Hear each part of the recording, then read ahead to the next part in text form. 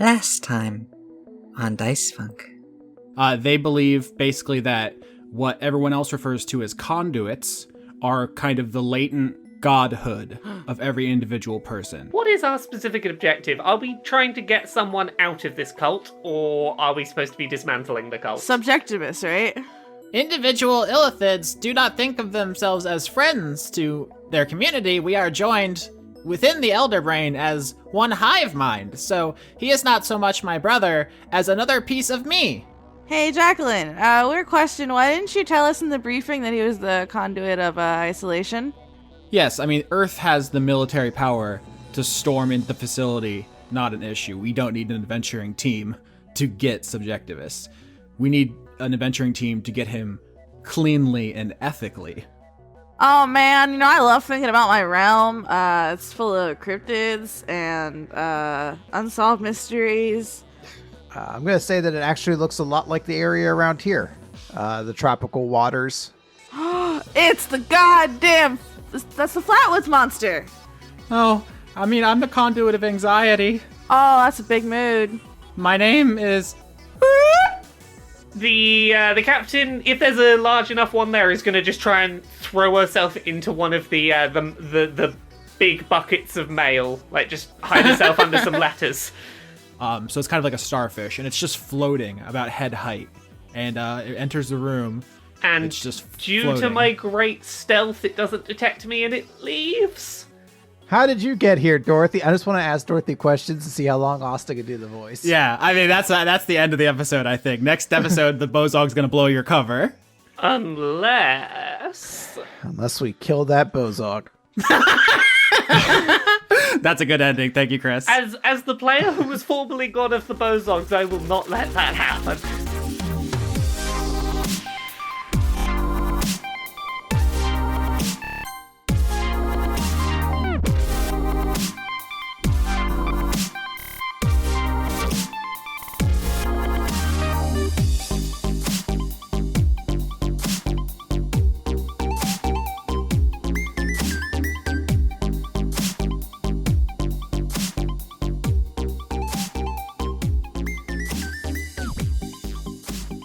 I'm just waiting till I can buy some Nino Cooney brand meth. Oh. God, that second one went some places, huh? Anyway, last we left this adventure. I've been doing that just to people randomly and just out loud when I'm by myself. I'm just doing dishes, just like, it's a lot of fun to say. Why? It's incredibly fun. Just do it. Do you guys ever think about how good anteaters are? Lauren saw an anteater and she's still hyped. It is so good. They just have a lot of snout and they're really snorfy. Think about it. They're bigger than you think. Also, they're kind of aliens. They walk on their knuckles. Cryptid. Oh, boy. So, we're getting caught. Were you? Yeah, but someone got recognized in the cult place. That was a thing. Maybe some of us just went wandering off without thinking and got us into a pickle. Are you dunking on yourself? Yeah. Okay.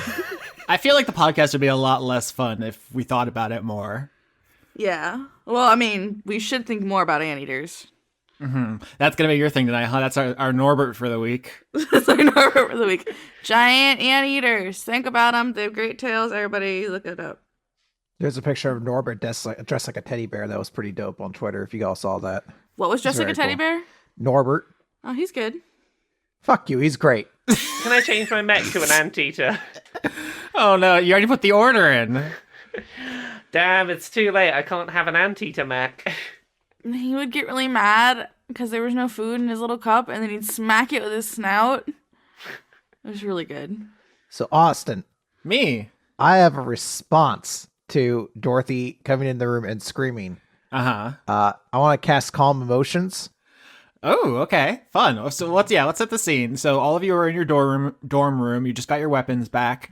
You guys are like, okay, so now we need to go to the second level to look for Subjectivists. At which point, the Flatwoods monster brings her roommate over, Dorothy the Bozog. Bozogs are like anthropomorphic velociraptors, like the historic ones, the feathers and everything. She knows you all are adventurers because you saved her. in the first episode, and that would blow your cover and bring all kinds of unwanted attention. So she runs in and she's like, "It's me, Dorothy!" And you just blap, hit her point blank with a spell. Yeah, that's where like Steve Dave's gonna shoot some vape into her face. Aromatherapy. Yeah. Hopefully this goes better than the last time that someone saw a person and cast a spell on them. I was right. You were right, but the flat monster was not into it. Oh, not that one. I was talking about Kaiser. Yeah. I guess I do that a lot, huh? Yeah, that was so long ago. Dorothy rolls an 11. I assume that fails because you're a spellcaster. Yeah. Eat shit, nerd. Oh, this is really interesting because so read me what calm emotions does. You attempt to suppress strong emotions in a group of people. Technically, everyone in a 20-foot radius of Dorothy has to roll this, but I'm gonna do one of those things where it's aimed at a 20-foot radius that only includes Dorothy. You know, like, Yeah, you threw it down the hallway like Yeah. a grenade in XCOM, where you're just like, this doesn't make any sense except for the fact that I can see the radius. yeah, no logical way it should work. But basically, it suppresses any effect of the target trying to be like frightened or charmed, but it also makes them indifferent about creatures that would be hostile towards or just Chill. Is it Chill. like taking a big Klonopin? yeah, that's what I think. Okay, so now Dorothy's in your doorway, vibrating ever so slightly because she mentioned to you when you saved her that she worked in a coffee shop. That was like one of the biographical details you got. She didn't really say much more than that, but she is the conduit of energy. Oh, jeez. So she is still hyper, but yet calm. It's like when you're so tired, you've been up for like 30 hours and you Skeleton rocking chair. where you've been up for like 30 hours and you drink like a gallon of coffee and you're so tired, but you're still hyper. And Lauren says skeleton rocking chair. And so I feel like that's an example you gave us that applies only to you. No. No. Except That was your biographical life of Oh, no. I'm up 30 hours, now I'm going to drink an entire cold brew by myself. Oh no, Austin would drink 2 bottles by himself. A normal person would drink 1. It's like all of your muscles are exhausted and your body feels incredibly heavy, but on the inside there's a vibration going on Yes. and your heart rate is And your brain's just like, uncontrollable. ah! I can't Yeah. even use the example I was going to go with, but yes, I understand this feeling. different drugs. Yeah, drugs. It's drugs. Yeah, so this is very relatable. But yeah, Lauren, there's a skeleton, a rocking chair made out of a skeleton that's very relatable to this feeling. I'm sure you'll post it on Twitter or whatever. Skeleton rocking chair meme. Everybody knows it. Okay, good. That's how Dorothy is now. So she's in your doorway. She's like vibrating ever so slightly, but she's chill as far as she can be. Hello, it's me!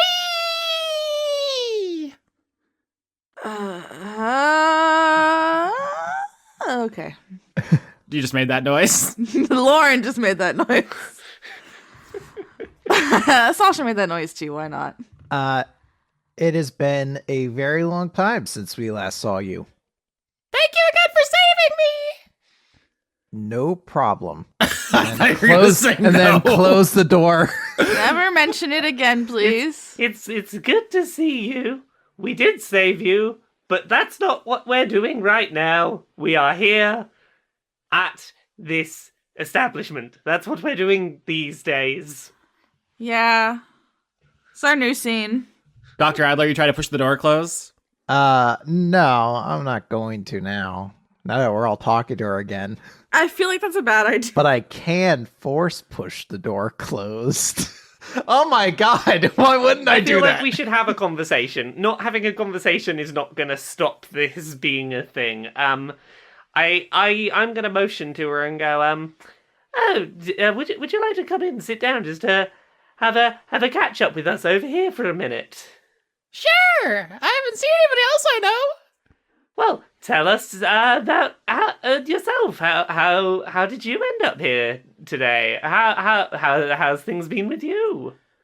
Dorothy enters your room, I think does a front flip just for funsies, because that's the kind of person she is. She has huge legs, and she just is extremely energetic all the time, even if her emotions are calm. So she enters like just this gangly trapeze artist in your life now, and behind her, it just kind of floats in the doorway. I don't know that the Flatwoods monster has legs. What do you think, Lauren? You're the expert. I like to think that Larry just floats.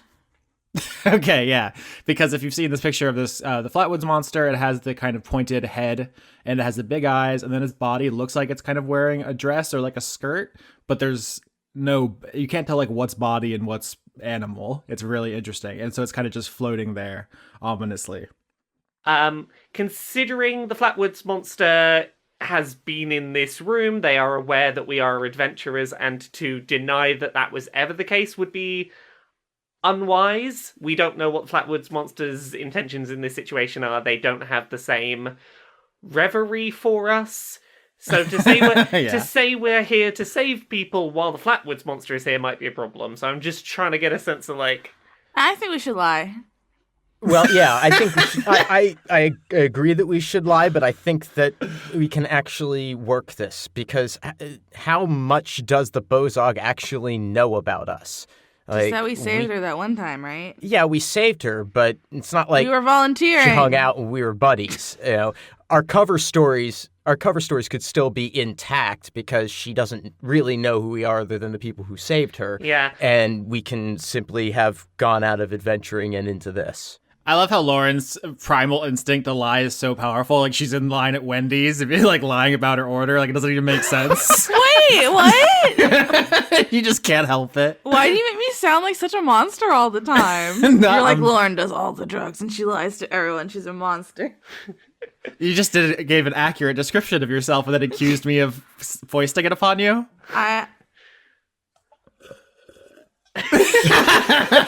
So yeah, how's Dorothy doing? How'd they get here? What's up? What's their deal? Dorothy like walks into the room, starts talking to Captain Melbeck because you invited her in. She explains that like after she was kidnapped by the Nyogi, she was like pretty traumatized by the whole experience. She tried to go back to work and like had some emotional difficulties, and she was looking into support groups, and she found the purists, and they're like, you can shed all your earthly worries and just become who you were always meant to be. And she was like, that sounds cool, and so she's here. Well, to give you a little thought for us, our side. And I'm trying to work out how to do this so that I don't lie in case I have to recount this story a second time in front of the can't lie person. I'm keeping them in mind. I've not forgotten.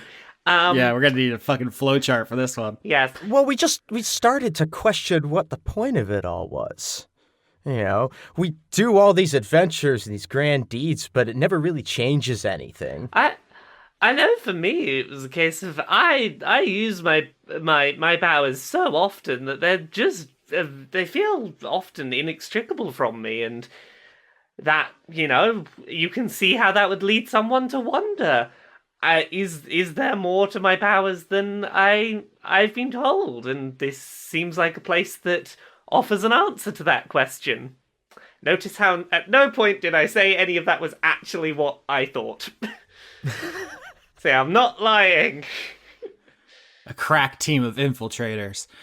So from the doorway, Boop, who I have to do the voice every time, I'm sorry, it's who I am, says, so you guys aren't working with the colonizers anymore? Nah, fuck that. Right now, this place is the only place I'm caring about. Why don't we get a deception roll from you, Captain Melbeck, taking the lead on this? I'm going to give Captain Melbeck a reassuring pat on the back, aka an inspiration roll. Okay, so I have my regular roll, and then I'll see if I need that inspiration. I got a 15 without inspiration, so... Yeah, I think the inspiration only lasts for like a minute, right? That's another 5. That's a 20 on deception. That was exactly what I was looking for. Hell yeah. Yeah. So with a 20, Boop says... Oh, that's good. They just let you go? You're not worried that they're gonna, like, come for you? Well, this place promises being able to deal with all our worries. I would hope that if someone tried to come into this place and take someone away that didn't want to be taken away, I would hope that they would protect us. I mean, I traveled, like, halfway across the galaxy to get away from people, like, who won't leave us alone. Stalkers, gawkers, creepazoids. And, Freakazoids. here she is. Hi. I apologize. Sorry, I didn't know. Like, I didn't come here specifically to find you. I just want to say. Yeah, I mean, I'm sure it's not. This is like your responsibility. It's just part of a pattern of casual disregard for other people's cultures, and treating us like objects. I'm sorry. How about this? Would you like to teach us about cultural sensitivity? Because I would be more than happy for us to sit and all of us to make educated learning. And I know that the burden of education should not be on the marginalized, but if you would like us to better understand so that we can ensure that we don't cause any problems, I'm sure we'd be happy to do so. Oh, there's a lot going on here, isn't there? Yes, there is. All right. Bupe says, what do you want to know about us? I didn't think that far ahead. Ha! Everything? Like, what? Someone else help me. I was the ideas Yeah, I person. think there's clearly one person who should take the lead here. Yeah. I don't know. Tell us what's important. Tell us everything. I could listen forever. I mean, that doesn't really help narrow it down. It's like, why don't you tell them everything about you? Hi, my name is Sasha. I really like chicken nuggets and long walks on the beach now. Okay. Not you as a person, like what you are. Oh, I'm a bird. I like to eat mice and then I throw up the bones. It's real spooky. Okay, I see what you're saying now. Yeah, it's not so easy, is it? Also, you're not a bird. I'm bird adjacent. Bird adjacent. Bird adjacent. Hey, you all want to continue this at meditation? We have to go soon. I love to meditate. Yes, that seems like a lovely idea. We'll all go meditate as friends. Here's to new friendships and to not overstepping cultural boundaries. What about you, big guy? Dorothy's like climbing up on Dregg's shoulders.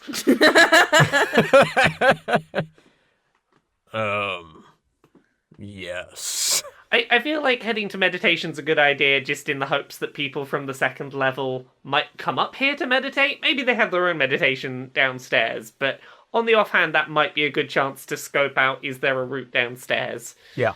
Yeah, Loyalty told you in the introduction thing that the levels keep to themselves, so... Yeah. But yeah, you guys leave the room. You still have your weapons on you, and you go out to the meditation room. It's like the big gymnasium. The Hadozi, the flying monkey man you met before, is here. He like waves when he sees you come in. There's a bunch of aliens you don't recognize. Probably Honor scoots through just to check on stuff during her rounds, and people start getting to meditating and praying. If you guys want to talk or do anything in this scene. Where do people come up or go down levels in?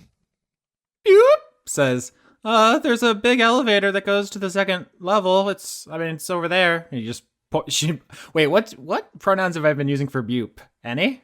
All. Okay. Yeah, I guess probably the Flatwoods monsters don't have like the same concepts of sex and gender that Earth life forms do. So, Bupe says it's over there and just points in a direction. And it doesn't seem to be a secret. There's a big elevator. Obviously not asking this, but if we can see it, how monitored does it appear to be? Is it near any thoroughfares or something? No, you cannot see it from the meditation room, but you can just ask, and Bupe will tell you that, like, Honor does rounds, but it's not like monitored because not just anyone can use it. Yeah. Is it magic? I guess. I mean, the observers pick people when they've advanced to the next level, and then they go down. Oh, how do you advance to the next level? You have to make like a personal breakthrough in your meditation. I guess it depends on like what kind of god you are. It's like different for everybody. How do they know? The observers come through and I guess they know and they pick people. Huh. Okay, I have an idea. I have a thought. How drunk are you gonna get? Yeah, kind of. So I'm going to talk through like the thought I'm having, which is conduit of spirits. Spirit as in sort of like chanting, cheering, getting energy up, being very, I think like a sort of praise the Lord thing could be a very spiritual act. I think make attempts to do prayer as a performance in an attempt to appear to have had a breakthrough, and if it does not work, use my conduit of spirits to have another go at being spirit enough in my chanting. I mean, if you want to get Pentecostal on us, knock yourself out. Dregg has a similar idea. His is not showy. He's going to just move to the center of the room of the meditation chamber and stand there with his arms crossed. Wow, powerful. Until they take him down. I like the way you worded that. Until they take him down. Captain Melbeck is going to start just sort of, as she was before, going between like a nice sort of solemn prayer and then a sort of hands up in the air, praise the Lord kind of setup. And as she does this a couple of times, she's going to start going, and she's going to do this out loud. I've spent years using my powers for others, when I should have been using my powers to praise the powers themselves. Praise the powers themselves! In an attempt to start deception rolling. What's your podcast about? Oh, well, a giant hippo speaks in tongues in an alien church. What's yours about? Okay, so first roll, 10. Not good. She's going to use the spirit's power. She's going to use her conduit. Conduit, help me to praise the powers. Powers be to praise my powers. And she's going to make the same roll again. 17. Is that good enough, or should I keep going, Austin? You don't know. This is going to be a fun thing where how deep do you want to commit to this? And you're going to have to make a risky choice. Okay. 17's good. Is it good enough? I'm gonna see if I can go. I'm gonna see if I can go higher. Let's go for it. So one more reroll. Powers be, praise the powers that allow me to praise the powers. Oh, fuck yeah. 20. Wow. Damn, that's really good. Okay, so you're up there, and I think there's actually like a magical reaction as you keep using your conduit, like magical energies like swirling around you and moving through the congregation. As it improves my praise each time. Yeah, and everyone's like chanting with you. They're like, praise the power, and everyone's trying to give you their spirit bomb energy. Dregg, you're just standing there, arms crossed, unmoving until they take you down. Yep. And not contributing to the chanting. Uh-huh. This is stupid. See how stupid it is when I get to go down to the second floor. Hey, you and I are playing the same game. So at a certain point during this, when like at the crescendo, you notice the doors open and the floating starfish thing that followed you into the mailroom and you hid from it enters. Yep. The meditation room. I just want to point out, she's going to completely ignore this and keep going as if nothing has changed. Absolutely, yeah. And so this thing, which is basically like a basketball-sized, three-dimensional starfish kind of, star figure. It doesn't have any like obvious eye or manipulator arms or anything. It's just like an eerily smooth, like almost like floating drone. It like floats up to you and just like starts like staring at you while you're doing this and observing you. Yeah. It's an observer, I guess. So during all of this, Liamoira is just continuing to just praise the powers that let me praise the powers that praise the powers. Dr. Adler, Sasha, what are you guys doing during this? I was thinking about maybe trying to like find some poor sap in here, and using my words of terror on them. Oh boy. Cause that's conspiracy, and then maybe they'll be like, "Oh, look at how much she loves conspiracies." Oh boy. But that's me finding a humanoid that I can grab alone and talk to for a minute and make them terrified. Yikes. Fuck it, I gotta get a new son. Okay. Who There's the monkey. looks like they'll be the most okay after this? Oh, yes, because everyone here, I'm sure, is totally balanced. I'm gonna go talk to that monkey guy. All right, so there's the Hado Z, the alien flying monkey guy, and he's praising Captain Melbeck with all the rest. So I have to talk to him alone for a minute, so I'm just gonna be like, I'm throwing you under the bus, Dregg. Oh god. Okay. Because I have to make him afraid of myself or somebody else. Sure. So you're big and imposing. That's like your whole thing. That is my thing. I'd be like, you see that guy over there? Did you know he's like scary? I don't know. I don't know. I was like gonna say other things. I don't want to give away our whole deal. You don't want to mess with that guy. I wouldn't even meditate with that guy. I'd stay away from like that whole crew. I would just not ever talk about them, or look at them, or anything ever. It sounds like you're telling them to be highly suspicious of everything we do and perhaps be ultimately very scrutinous of our actions. No, I just want them to ignore us and not say anything. I feel like you could give Lauren 1,000 options that she would always set herself on fire. So that's a wisdom saving throw, dog. Okay. Oh, this guy. I'm sorry, monkey guy. 5. No. No. So now he's frightened. Uh-huh. Of Dregg. Uh-huh. For an hour. Cool. Okay, so the monkey, the Hato Z, the flying ape man, gets extremely nervous and runs out of the room. Oh, sorry, guy. I would like to roll performance to have that have been noticeable by the little starfish. I guess. What are you trying to accomplish? I'm trying to look really spooky and conspiracy-ish. Oh, I got you. Okay, 21 you rolled. Yeah, I did. Yeah, sure. Dr. Adler, what are you up to? Take me to your squids. Can I roll a religion check to see if I'd have an idea of what this cult's looking for in the people they kind of bring down? Like what their kind of interpretation of a spiritual breakthrough is? 6. Never mind. I don't. I'm gonna ask if they have a door on the bottom level. So who are you asking? I don't know. Somebody. Honor. Who cares? Okay, yeah, you can run up and talk to Honor. What do you say exactly?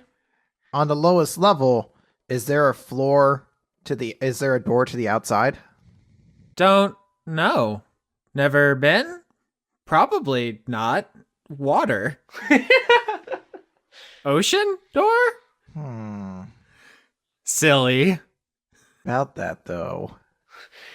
Can there be one?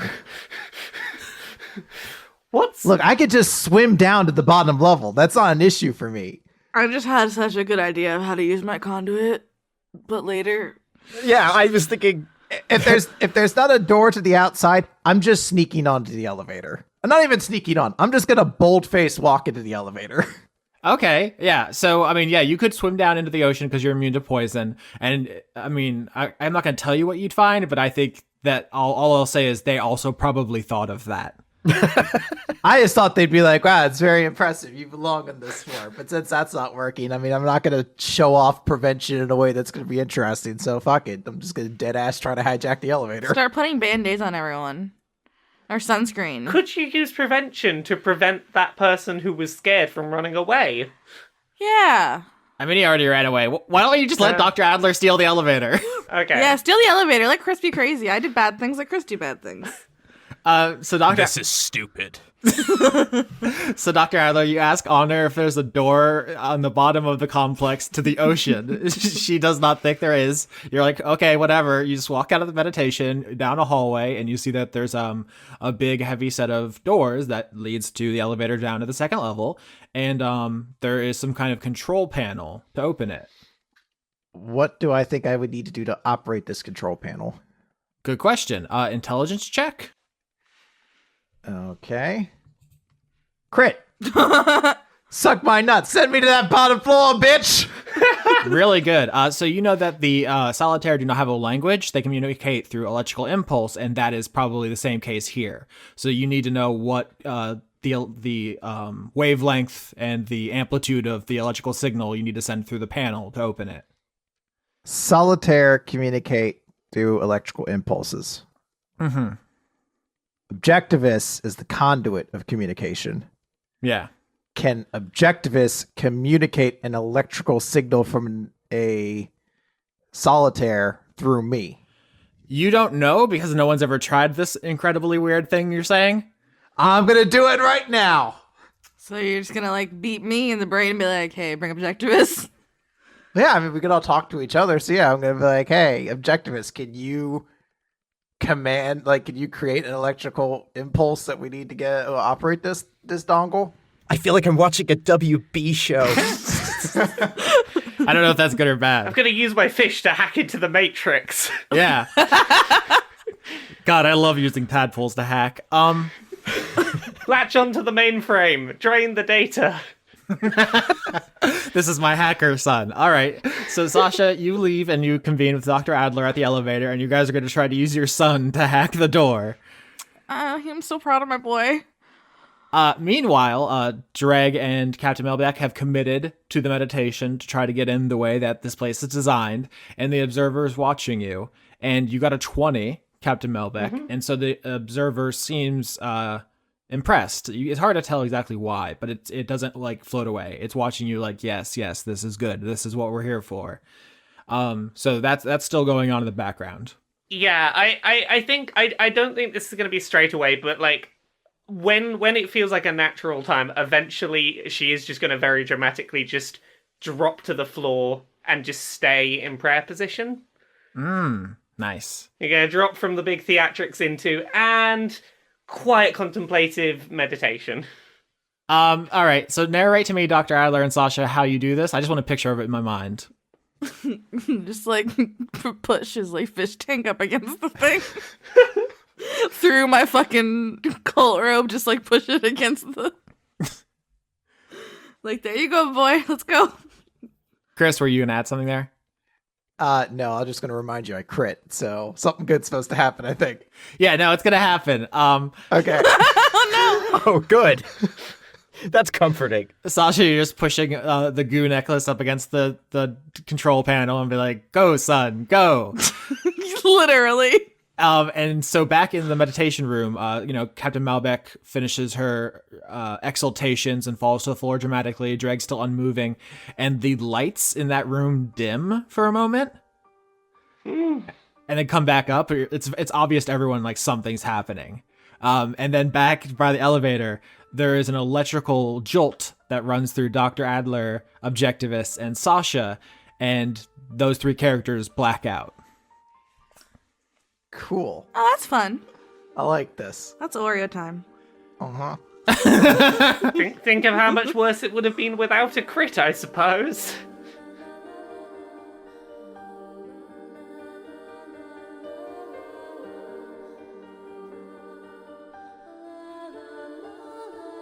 So Captain Melbeck, the lights go out and then come back up, and you see Dr. Adler and Sasha are gone. And you realize something has happened.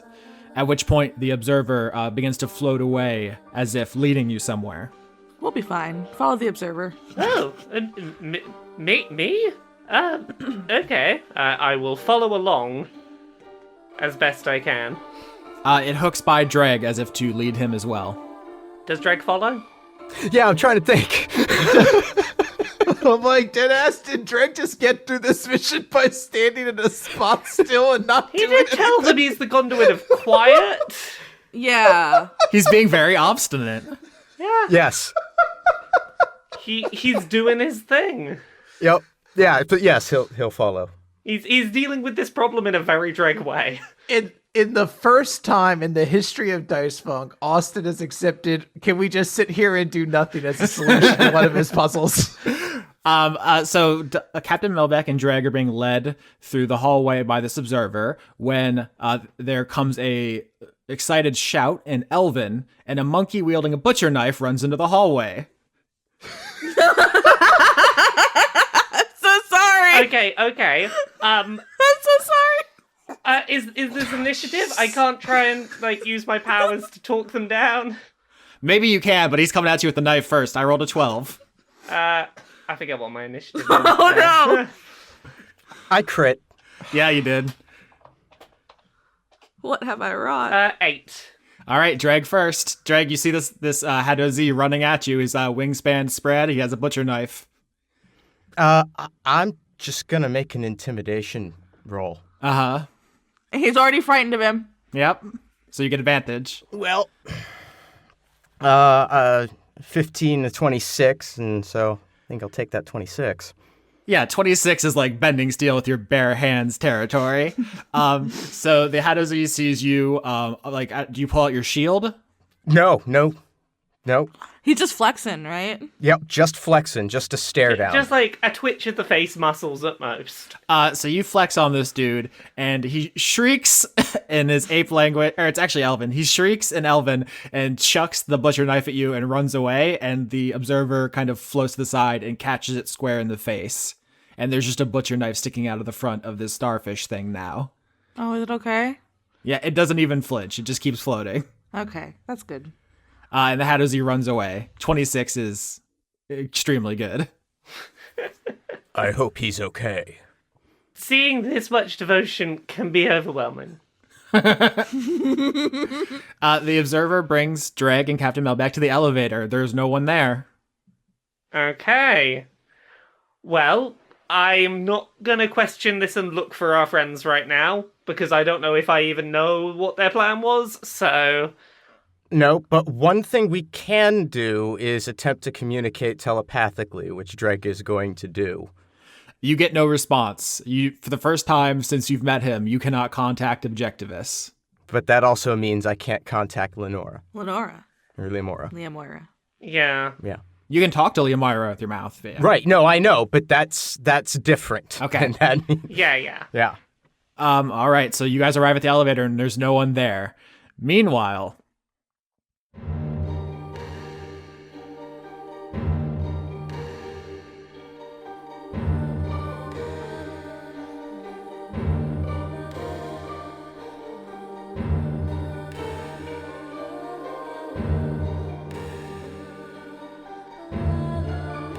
What's up? Dr. Adler and Sasha, you guys awake groggily. You feel the ground is extremely strange. That's the first thing. Is my son on my neck? Okay, that's really cute. Your first thought upon waking is to reach up and you feel the necklace around your neck. Yeah. And he's in there, I can peek? Shh. It's okay. I did not enjoy that. Sorry, you tried. I'm really proud of you. You're a big, strong boy. But shh, I want you to get found. Wait, what? Go back to sleep, Objectivist. Shh. Mom's got this. You kind of sit up groggily, and you feel that like I said, the floor is strange. It's not linoleum, like as if you just fallen on the ground where you stood. What is it made out of? It's sand. Okay. What else is happening? You look around and you see that you are on a beach. Did they kick us off? Does it look like the beach from before, or is this a different beach? It is an absolutely breathtakingly gorgeous scene. A long coastline, beautiful rolling beachfront property, crystal clear purple water. The salt, whatever the Glorian trees are, which we talked about before, being like, you can tell they're trees, but the chemistry is a little different. So they're just ever so off in a way. Off at the other end of the beach, and this beach seems to stretch to infinity in both directions. It looks like a postcard. I'm gonna cast detect magic. Yeah. Basically, use detect sight. Use detect Okay. look. So as I thought, the shit magic. Yeah. Question: is there like I don't maybe it'd be insight to roll to see if we're in a manifestation or an illusion of some kind? A pocket dimension. The reason I mention this is that despite this also being a location we were, this is also the place Olivia mentioned her god domain would kind of be like. Oh. So I'm just trying to see if there's a connection there. Yeah, it sounds like you want to make Arcana or Religion. Arcana? I could do the shit out of that. 20. Yes, Dr. Adler, you think you have been specifically sent to the thing you described, to loyalty. Okay. A godly realm of a perfect, beautiful beach, which is what you responded when you were asked, what would your godly realm look like? Actually, I guess I need to do an investigation check then. Is this an actual, is this something high concept like that, or is this like an illusion that's created? That's a good question. I don't know if you can figure that out now without doing some more investigation. So I think we'll need to move around a little bit in this space. So it's a long beach. You can't even see the ends of it. And there's crystal perfect, like, it looks almost CG. That's how beautiful it is. But it's still real ocean. And What if we go inland? yeah, there's a forest on the other end. And you can see that. You could go in that direction as well. Did you say there was a beachfront property? That's what this is. That's what. Oh, okay. Okay, I didn't know if there was an actual building. I want to go swimming. I want to test the water. All right. Why don't you describe it to me? What's the water feel like on Gloria? It's got to be hot because this is the side the sun's it's got to always be super on. warm. Yeah. It's gonna be like nice as soon as you get into it, like a hot bath, but not full of your dirt. Ooh. Half of this planet is just hot springs. Yeah. Oh no, is this where we go? This is our hot springs episode. We finally got to it. Yeah, every episode's a hot springs episode. Yeah, I want to try to swim around. I want to see if I can find anything. Because, I mean, the water was supposedly, like, super toxic before. So, if this is what my domain would be like, then I probably wouldn't want to have poison water. Correct. And also, as the conduit of prevention, you are immune to poison for now. You can give that away, Yeah. but even if it was toxic. So you don't feel sick or anything right now swimming around in this hot springs ass water. Sasha, can you roll me a perception check? 18. That's pretty good. Sasha, from the forest on the other side of the beach, away from Dr. Adler, who's in the ocean, you hear low whispering in conspiratorial languages you do not understand. Knew it. Fake Mothman's in that forest. Can I talk to Objectivist? Sure. Can Objectivist talk to Liamoira and Dregg? No. Okay, well, that's a good thing to know. Like, if he tries to, he just can't connect with them? Correct. Can he connect with anyone on board the Snallygaster? No. Sasha, Dr. Adler, and Objectivist are in one place. Everyone else in the world is in another place. We're in pocket dimension, aren't we? Whether this is purgatory, this is lost all along. Oh my god, I did the Lost season. Chris has been begging me for since I met him. God. Oh, All right. So we had to confront our trauma. if you see a boat, it's not pennies. Oh, now I'm sad. I've never seen an episode of Lost. You're a fool. I only saw one episode. A very large man got blown up with dynamite. Oh, yeah. That's the one I saw. Fucking arts. All right, so that's the scene here. I mean, I would want to go investigate those whispers since... Yeah, I'm gonna go find my fake boyfriend. All right, so Sasha, do you just walk into the forest without waiting for Dr. Adler, or? Hey, doctor. You wanna come to the forest with me? Seems as good as anything else. All right, so Dr. Adler and Sasha begin walking through this forest, and obviously this is the light side of Gloria, so the sun is always shining, but the forest is dark. Mm-hmm. Like, where, cryptids would be. Dark and full of secret plans. I love secrets! And you can hear whispers behind every tree, but when you walk behind them, no one's there. Oh, I'm gonna get so mad because I want to know what's there. Real quick. So, can I suggest... So, you mentioned having future seeing goggles earlier. You know what? This does seem... I feel guilty over using the goggles, but, I feel like if any time is goggle time. Well, I'm just thinking... This is a beautiful beach, which is what I described my domain as. This is a spooky... And this entire forest is full of whispering creatures speaking conspiratorial languages, which I feel like... That's that's my whole deal. I don't think Objectivist ever gave one since no one knew he was here, so maybe that's why one is for him isn't available. Or you haven't found it yet, full of goo. and its horrors will rend your mind. I'm gonna... It's goggling time. Goggle me. So you drop the goggles down over your eyes, and you are hit by a jump scare as something slams into you and knocks you to the ground, Sasha, and it begins tearing at your flesh with its claws. Ah. That's what you sound like? Yeah, hold on. When I get mauled to death by a bear because I jumped the fence to pet it, I'm definitely gonna make that my last words. It's like I asked for this, but did I? Help! We'll come back to that. So Lauren's got to get in character. Please let me think about what I'm gonna do to this creature. So Captain Melbeck, Dregg, you're at the elevator. The observer, which just has a knife sticking out of its face, floats over to the control panel. There's a little crackle of electricity, and the doors open. Okay, what are we seeing? It's an elevator. Got it. Any music? Actually, the one thing I'll say about the elevator, the elevator shaft is made of like clear glass, and so you can see the ocean all around it, and it's fucking gorgeous. And as was mentioned to you, there's no fish on Gloria, at least not things you recognize as fish.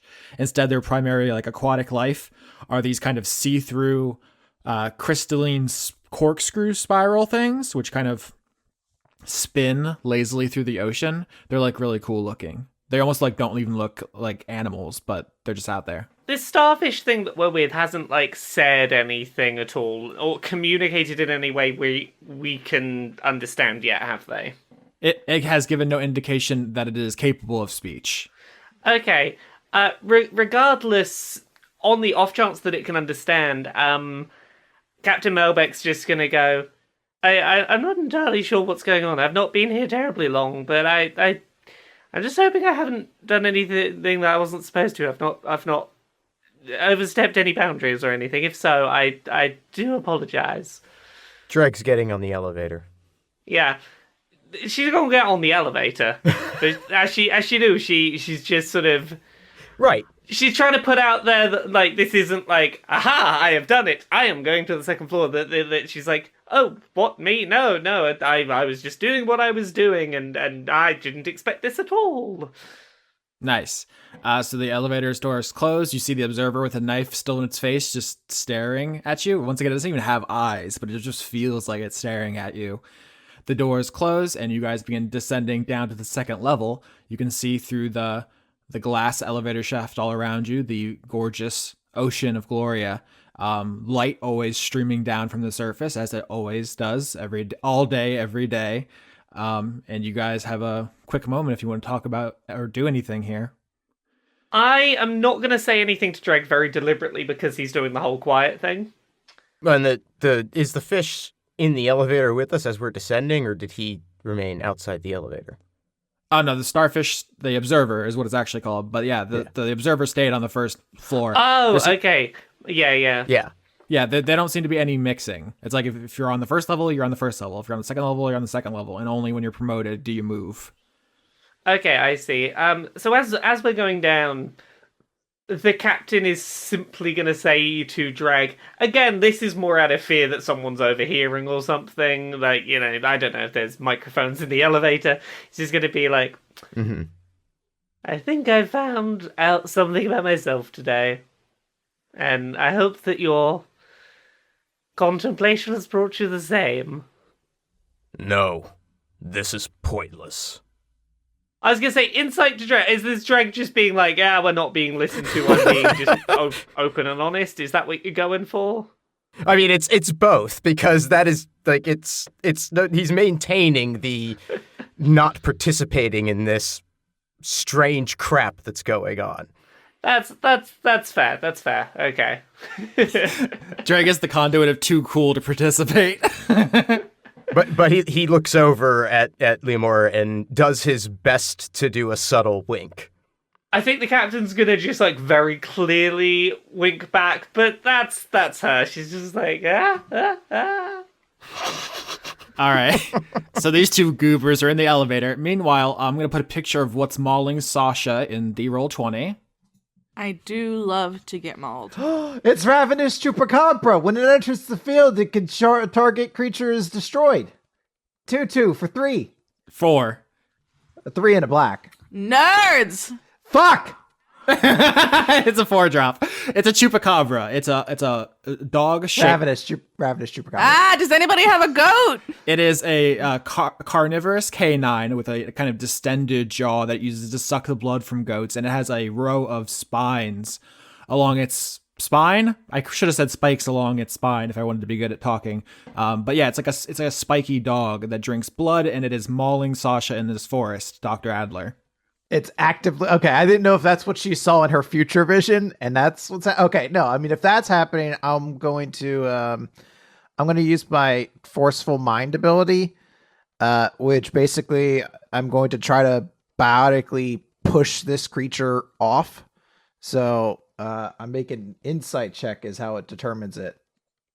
So a 9. I don't think that's very good. Can I give inspiration while I'm getting mauled? I don't think so. So I think Yeah. Dr. Adler tries to force push the chupacabra off of Sasha and fails. And Sasha, you're going to take None. 6 damage as it starts biting into your shoulder and slurping at your bird juice. I'm gonna do a big kick. All right, do a big kick. So that's just a D20. I'm assuming I don't get any extra for having legs. You're proficient with your body, so it's the same attack roll as your rapier. The damage is just different. Okay, cool. Then 12. Yep, this chupacabra is not wearing armor, so you kick him in the stomach and it yelps and kind of rolls off you. Did a big kick. Now I'm the Bozog. Oh, 9. Is he okay? Yeah. Okay. You slashed his stomach pretty badly, but animals fight like this. That's Yeah. he's evolved to do this. So you slash the chupacabra's stomach with your talons. He rolls off, and then he begins circling you predatorily in this dark woods. And as he passes behind a tree, it disappears, and he emerges from behind a different tree. All right, so I'm gonna roll intimidation. I'm gonna do that weird owly hiss at him, and I'm gonna throw up some bones. Oh, I only rolled an 8. Yeah. In fact, you start throwing up bones, and while that's happening, Dr. Adler, you hear snapping of twigs. There are more of them in the forest, and they're circling. All right. So I can deal with one of them. Uh-huh. I don't know if I could deal with very, very many of them. At this point, we're pretty sure we're inside of like something that's created to be this perfect representation. So this entire forest may just be literally full of chupacabras and other monsters. Is Mothman about to come in like tuxedo mask and like he's gonna like throw a rose or something? It's gonna be like If you wanted that, you should have told loyalty that's your godly realm. It's on you, brah. I didn't think about it at the time. Okay, so I have one thing I could do. So I mentioned before that as a domain spell, I have Liamoira's tiny hut, which for this purpose is sort of a biotic dome that I'm placing around us. Tiny hut. So I can place us in that, but I don't think that gets rid of them. They're just going to all stalk the outside of it, potentially to kill us. So I think our best plan is maybe to just run and not be in your shitty fucking backstab dimension. Mothman, save me! I did say to her that Mothman was my boyfriend, I think. I love the tiny hut. It's basically the absolutely safe capsule from Earthbound. Or I guess was it Earthbound? It was in Mother 3, but it's just like you're trapped forever and nothing can ever hurt you, but you can't get out. It's great. Yeah, so I'm going to suggest that we try to get out of there because I don't see... I can fly. I mean, I could technically fly as well, so if we're both just gonna fly out I of was gonna here- pick you up, but we can just both fly the fuck out of here. Peace, chupacabras. Okay, so chupacabras are circling through the dark forest, whispering words of vile conspiracy, and they're circling, and you and Dr. Adler are getting pushed back, back to back as the circle shrinks around you, and then you just look at each other and you both just fly upwards. Yep. Yeah, I mean, why not? Dr. Adler, you have your magic, you cast fly, and you're just like surrounded by Goku energy. Yep. Ultra instinct energy, because I'm going straight up the power charts. Okay. I don't know what that means. What? I thought you watched Dragon Ball. Didn't you watch The Legend of Broly? Absolutely not. He doesn't use Ultra Instinct in that. That was a trick question, Austin. Okay. But Gogeta is in it. Nerds. Not Vegito, as used during the Majin Buu saga. You could be making this up and I wouldn't know. I remember Majin Buu only because Dragon Ball came out right before Sailor Moon, so I'd catch the end. We're all learning a lot about each other. All right, so we're flying away. We're safe. Everything's great, and we win. Well, from the vantage point of the sky, is it clearly in place, separated like a sharp divide of two areas, or is there something more that we can see from above? So you guys fly straight up. There's like the canopy at the top of the forest, and you just slam through it with reckless abandon, and you are immediately sent like tumbling and drowning. Something's happening. It's hard to explain with words now, but 1 minute you're in a forest, and the next you are drowning in some kind of brine. The brine pool. This is Objectivist's brine pool. Can we ask Objectivist if he had a godly domain, what would it be? My baby boy. I mean, the time I was happiest was when I was in the colony with the Elder Brain, and we were all together and French, and we had each other. Oh, God. And he only devoured some of us. Oh, God. Can we go back to mine? How do I go back to mine? So Captain Melbeck and Dregg, the elevator gets down to the second level. Ding! And the doors open. And you find yourself in a complex very similar to the one on the first floor. It's basically just another level of these college campus-esque buildings, all connected by like long tunnels. And you see that there are fewer people here. That's the first thing right away. It's pretty hard to get down to the second level. So if you go into like the meditation room, which is very similar once again, you'll notice right away it's not packed. There's like a couple dozen people here at best. What are you guys gonna do? Just an observation that I'm throwing out in case Dregg has maybe not thought of it. Just an observation. You said all the things stay to their separate floors. That presumably, hopefully, means we are no longer in the realm of the truth-telling person. I mean, yeah, loyalty works on the first floor. Indeed. Huzzah! I feel suddenly far more comfortable. I will say, though, the first thing you notice, in addition to not being as many people, which I guess makes it the second thing you notice, I don't know why I'm bad at English, is there are a lot more observers. Yeah. Is anyone, like, greeting us? Are we getting any kind of, like, explanation of what has occurred or anything? No, I think there's an implicit understanding. It's like, all right, you've made a breakthrough. Do it again. Okay, I'm now pondering in my mind the question, how many spirit slots do I use to go down another floor? Yeah, it's a good question. Yeah. What are you guys gonna do? Because nobody escorts you anywhere, but you assume that you have a dorm here as well, and there's people to meet. Is there anything you guys want to particularly try, or you just want to go right back to praying? I want to get a sense for like what sort of people we've got and what sort of ways they are interacting on this floor. Like the kinds of people who make it past the first level. That's what I'm kind of curious about. What's the feeling we have for the people here on this floor? Something you notice when you go into the meditation room is there are a lot fewer aliens which are similar to you, which is to say humanoid, Earth-like. For example, I'm going to put some pictures in here. There are a lot more machine aliens, like non-organics. I'm putting a picture here of just kind of this big guy made out of some kind of blue metal. It's Big Hero 6 with no head. Yeah, that's not, yeah. These are just some this is my image board or my inspiration board for some creatures here. But you don't see any like Earth-based life. You actually don't even see as many solitaires you might think. The aliens are very strange. There's one that seems to be made out of paper. There's one that seems to be just like a living scarf. There's one that's kind of like a snake, which has a hooves, like horse hooves on its body, and then like a baboon's head with like giant anime eyes.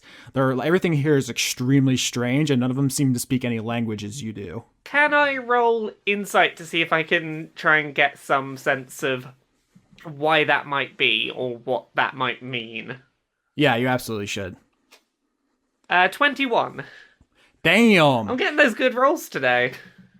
You think that perhaps there is something about carbon-based, human-like culture, which makes it difficult to shed the parts of life necessary for ascension. So like humans and human-like cultures, I'm talking about Aarakocra, merfolk, probably Gif as well. They have a lot of materialist desires. They have a lot of materialist and physical body concerns. And maybe these aliens just don't, because of how their culture happened to evolve, or maybe their biological needs.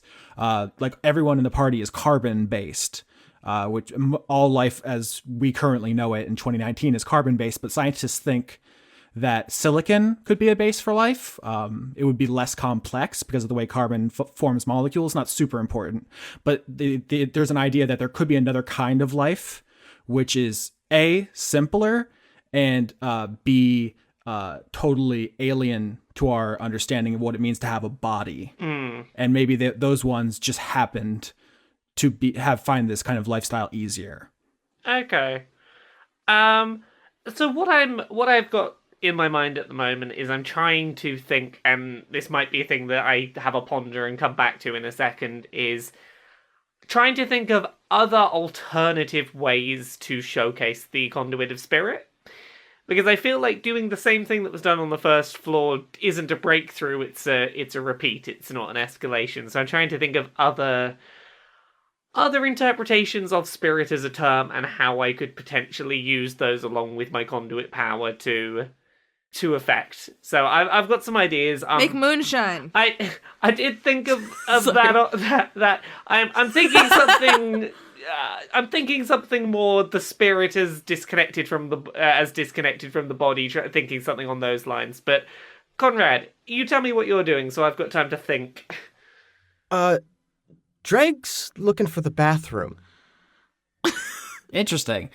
So I assume because there's so many different aliens here who have so many different body styles that the bathroom is a highly customizable experience. There's probably like a lot of like buttons and stuff you push to make things move around, or magic is probably involved as well. So I don't know how like specifically descriptive you want to get. Feel free to add. No, it's not. It's not really necessary so much as okay. I'm not so much interested in the bathroom as the entrance way to the bathroom. Okay. How big's the doorway? Pretty big. You've seen some pretty big aliens down here. You're among the biggest, but like you wouldn't have difficulty getting in if that's what you're asking. No. I'm more interested in knowing that if I tried to occupy as much of the space of this entryway as possible, would people be able to get past me? Oh my God, Dregg. Fucking hell, dude. You know what? I like where this is going. No, they would have you could form a barricade with your huge body. Holy shit. Okay, so literally holy shit, actually. Fuck. Okay, I have a plan. I have an idea of how to continue my my ascension.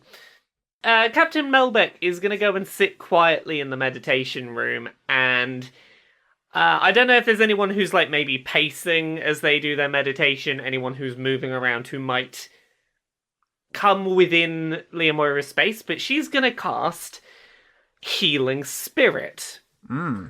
And that is another spirit-based spell. It has positive healing effects to the people around. And I was trying to think about how I could incorporate the conduit of spirits into this. The mechanical setup for Healing Spirit is that if someone is in that space or moves into that space, there is a roll done on how much to heal them. So I could potentially re-roll with trying to get a better heal on people as they walk in. And I don't think there's necessarily anyone down here who's hurt, but I would hope that would be something that would be felt as a positive healing spirit around Liamoira. Yeah, I mean, it even has the word spirit in it, right? Yeah, exactly. So that's my intention, is cast Healing Spirit, and hopefully there's someone either in the area or who will walk through the area, and use my conduit to try and get them as healed as possible. Yeah, that kicks ass. So, Dregg, you post up in the bathroom entrance, and you begin becoming the most obstinate being who has ever lived. And Captain Melbeck, you begin using your spiritual healing powers in the meditation room. 2 very good ideas. Love it a lot. Back with Sasha and Dr. Adler. I'm adding something to the Roll20. What do you guys think about this guy? I love him. Largest son. Is it? That's a big boy. It's an elder brain. It's the largest son. Well, no, that worm was pretty big.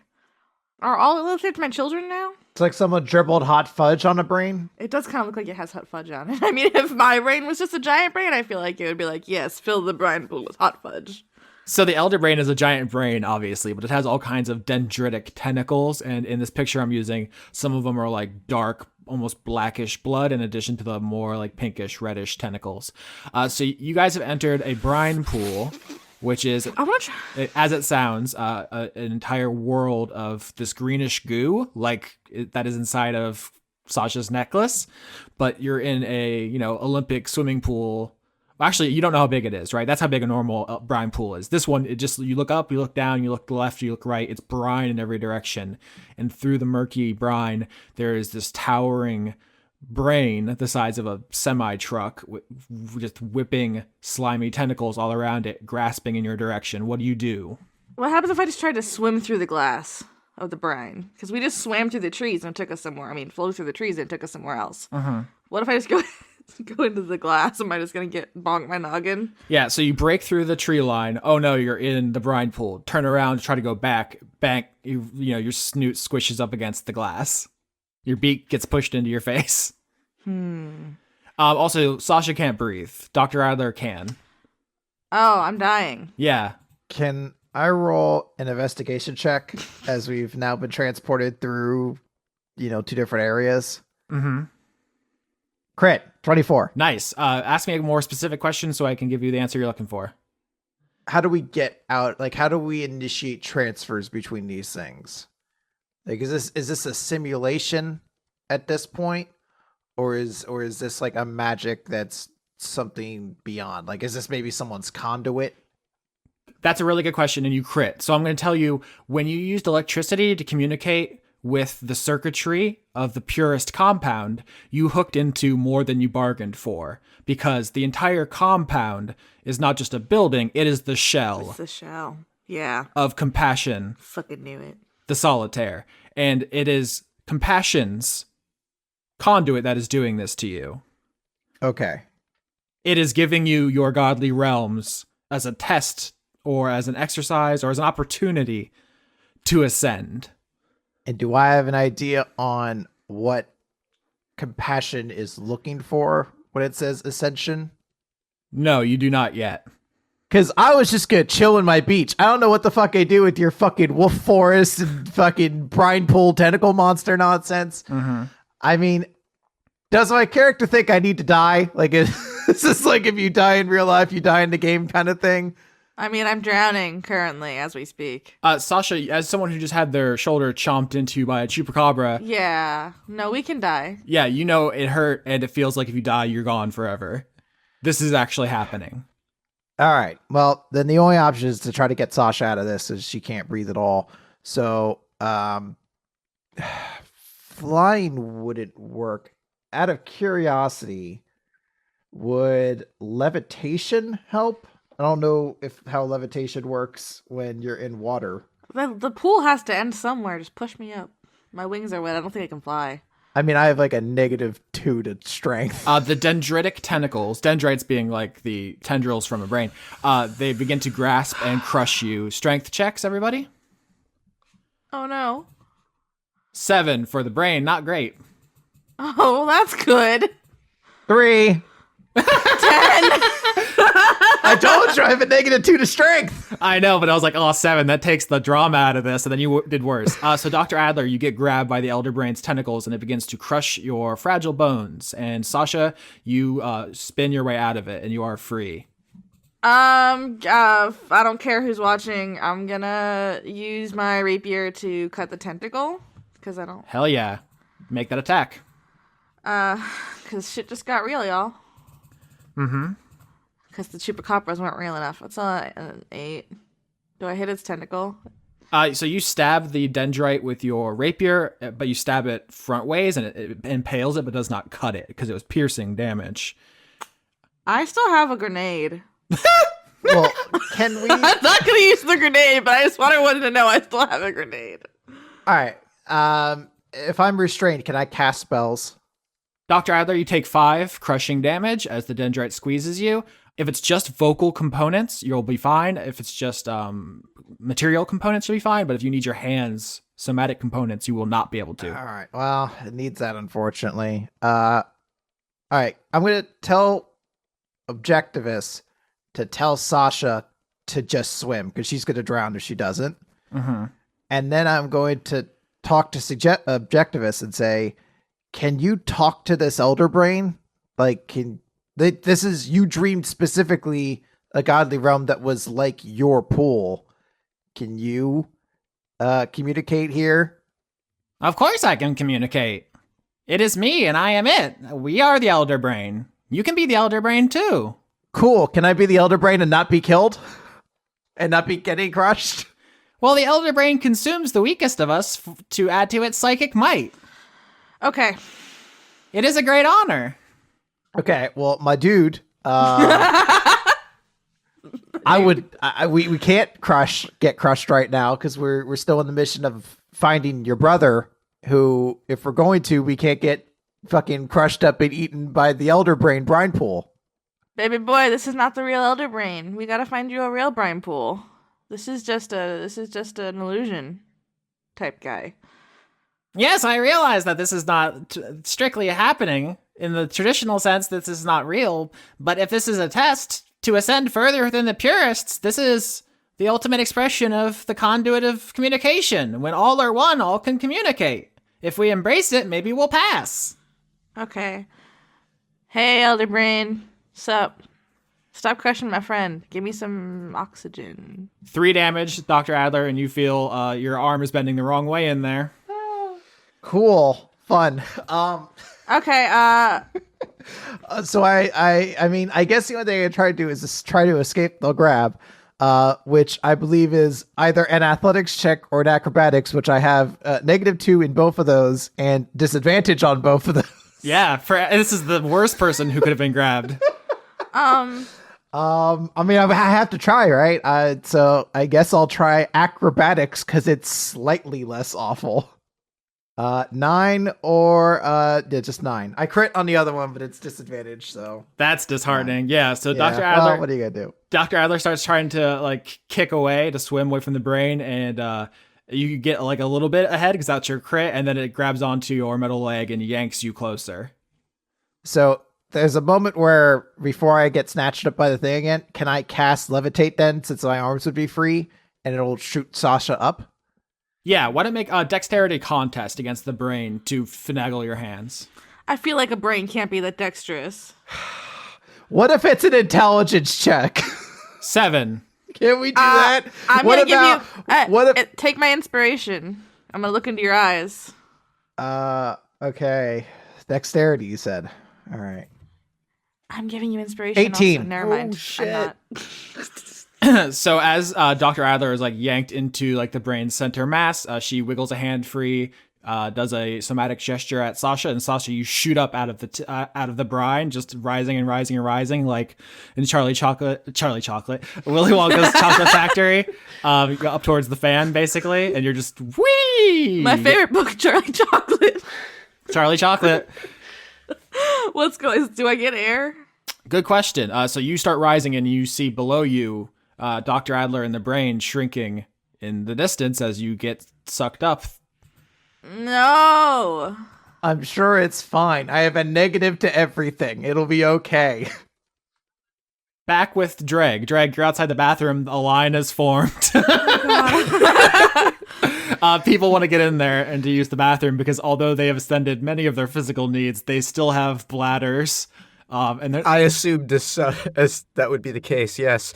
But Dregg will not be moved. yeah, I love it. At the head of the line, there is a big, hulking metallic alien. You do not know its name, its species. It does not speak a language with you, but its face, which has a couple of like strips on it, like of different kinds of metals, are flashing colors, which you assume is how it communicates.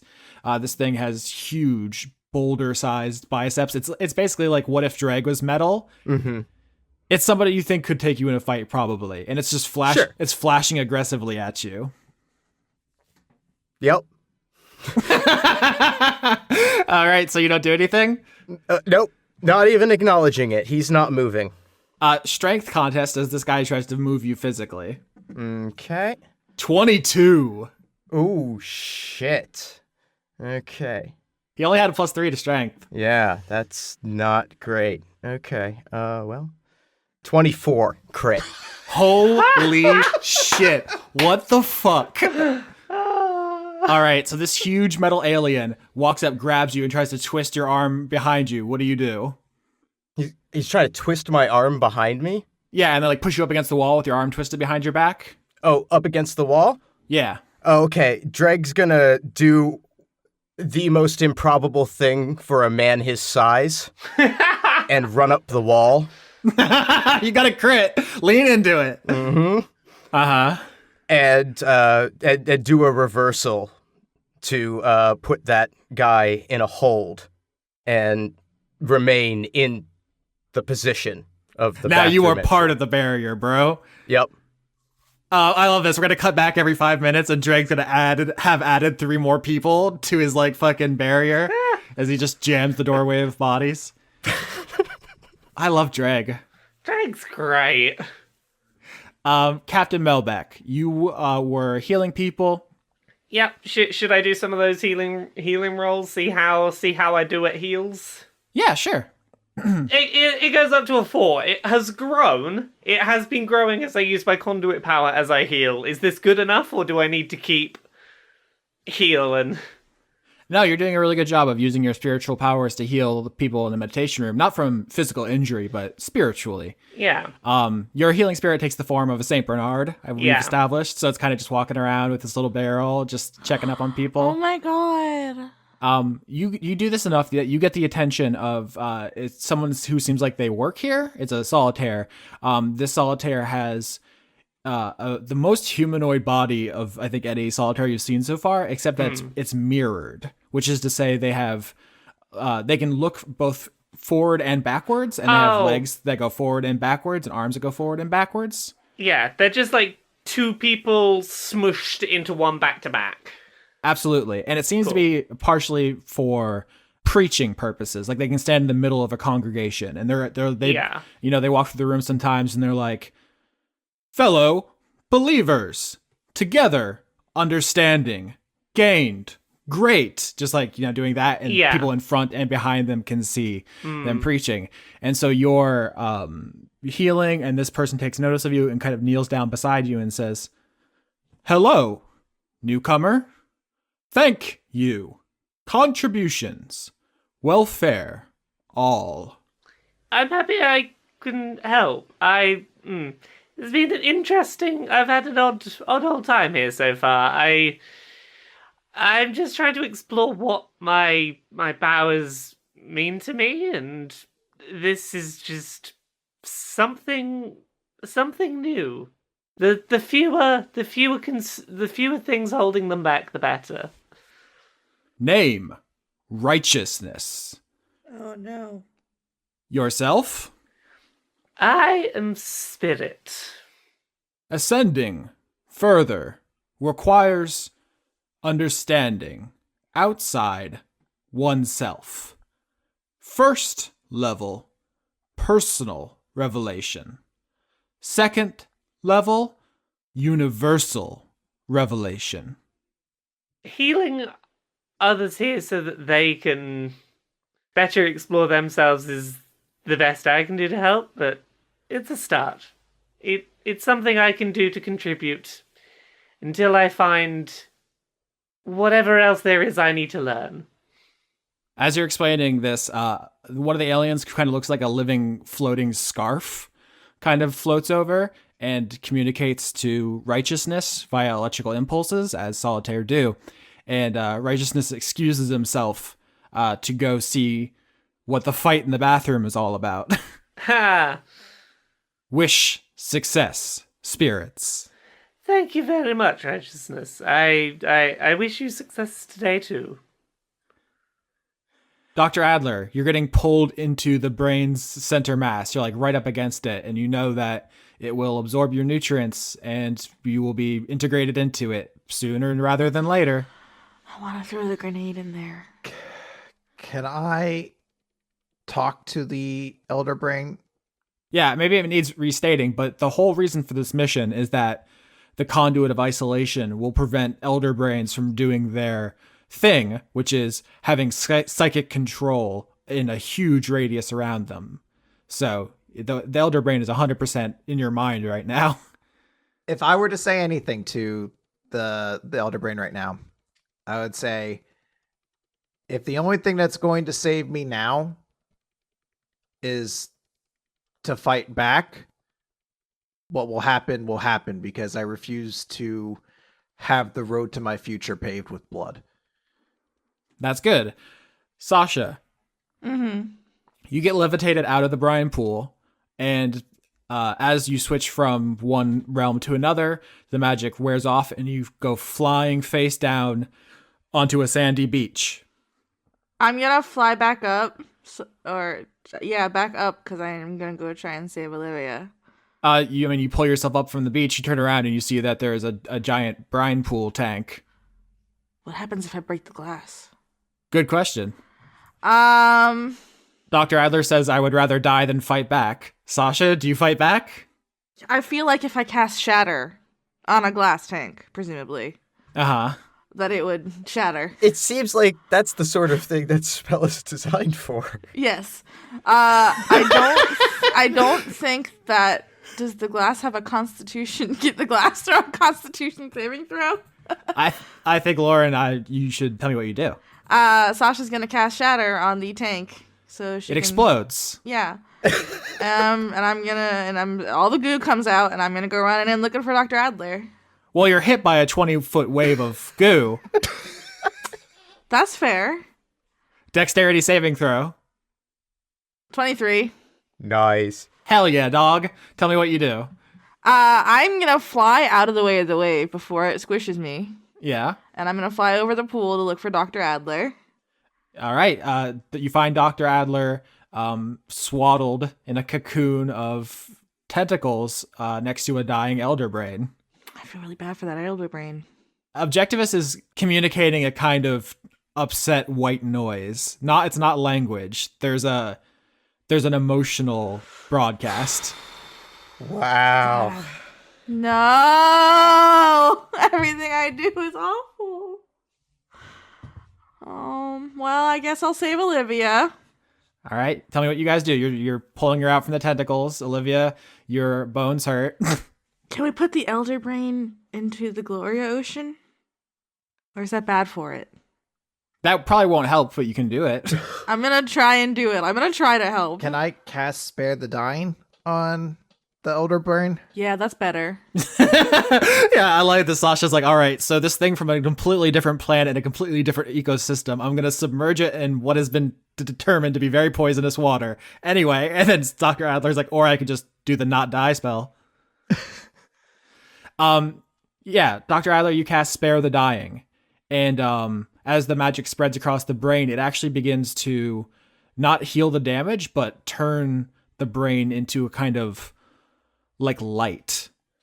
It's not real. It never was. And you know that on some level, but you try to heal it and instead you raise it up. It like becomes light and like sparkles away up into the sky. Objectivist, are you okay? Yes, I am okay. I am also very confused by the metaphysics. Yeah, I'm sorry if I upset you. But it wasn't a real elder brain. But Olivia was really gonna die. I like Olivia. She's going to give me her body when she dies. Yeah, exactly. Are you okay though, baby boy? I know you're a grown man. I just like calling you baby boy.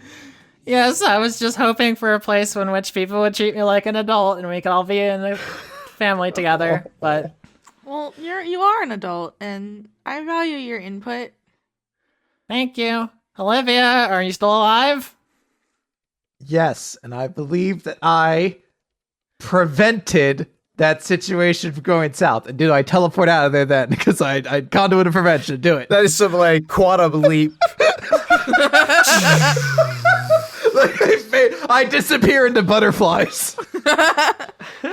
So you guys are standing on this beach, up to your ankles in goo and broken glass.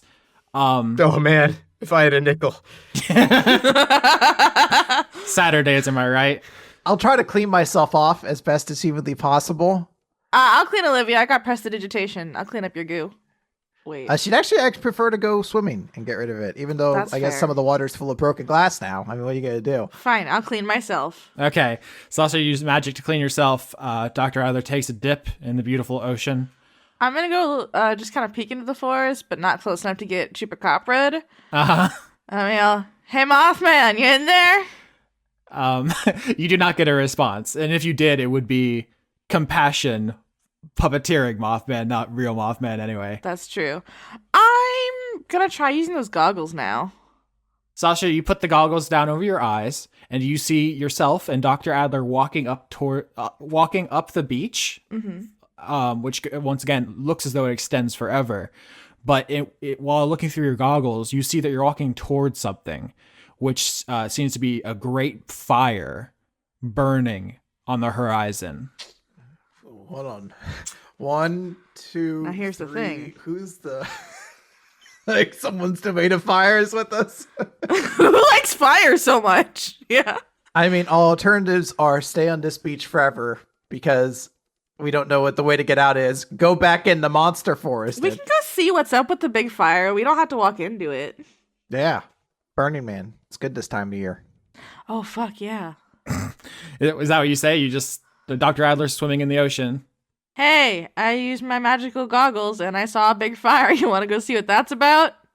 I mean, swimming in brine and glass-filled water was enchanting for a moment, but I suppose this would be another way to spend time. Plus, fire's like a giant lamp. So, I mean... I suppose it is. God, I can't get anything past Lauren. I solved your puzzle. All right, so you guys start walking down the beach toward the fire. It's not there yet, but you start walking down the beach toward where there will be a great plume of fire and smoke in the distance. Do you guys say anything? Objectivist is no longer projecting the emotional disturbance. Okay, he's okay now? Okay. I will apologize to Objectivist. It's okay. I understand it is very scary to be absorbed, even though it is necessary. Sometimes you don't want to be absorbed, you know? Many animals absorb their young. I thought you were a grown-up. I did not get absorbed when I was young. Oh, okay. Well, that's good. I'm proud of you. Good job. Thank you. Not being the weakest, I guess. I am very powerful and mighty. Fear my jaws. Yeah, we'll get you some nuggies when we go home. Ooh, I enjoy a nuggie. I'm gonna need some nuggies too. We're all gonna stress eat. It's gonna be great. Olivia, how are you doing? My arm's been away it shouldn't been for a while. I think that bent it back quite a bad way. So I don't have any capacity for healing. I am sorry. I mean, I do. I'm not concerned with healing myself right now. I'm just noting that the last encounter was unpleasant. I'm feeling positive about this big fire. I think that's gonna be real good for us. We'll find out when we get there. I really don't have too many expectations for this place. Yeah, and while we're like alone, sorry for being weird about your tattoo and stuff. I like jumped to conclusions and I was a dick, and I try not to be a dick. It's just I see all these connections everywhere, and It's Pablo Sylvia. Pepe Sylvia. Pepe Sylvia. Pablo's the pug I like so much. Thank you. It's fine. As I said, it's a issue that will pass with time. That's cool. That's dope. You're real dope, Olivia. That's my name. real dope Olivia. Yeah. That's why I should be the conduit of dopeness. It's not too late. Yes, it is. Wait, can I change my conduit? You have to change your personality pretty significantly. Yeah. Oh, that's a sick bird. It isn't. It's just how they work. I'm going to breakdance everywhere I go. Because that's what the conduit of dopeness would do. I don't think so. I'm going to start doing it right I now. feel like that's not enough. That's not dope. In your case, it would literally be breakdancing because your bones would all shatter. Oh, Yeah. Did I actually I know it mentioned that it put my arm in the way it's not supposed to bend. Was there actually any It's just sore, right?